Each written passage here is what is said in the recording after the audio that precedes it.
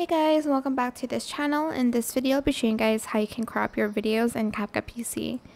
For instance, you have this video here and you want to crop it into like a 1:1 ratio. So select your video and select this one. Then you're just going to select your crop ratio. There's free.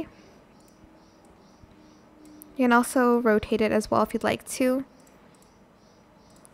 But I'm just going to leave it like this. Select confirm. For instance, you want to crop just like the background layer, go to frame ratio and then select the correct one. You can also crop using the mask button by using a mirror, rectangle, or any shapes that you want. That's how you can crop any videos on CapCut PC. Hope this tutorial was helpful for you guys. Don't forget to like, comment, share. Also subscribe to this channel if you haven't done that already.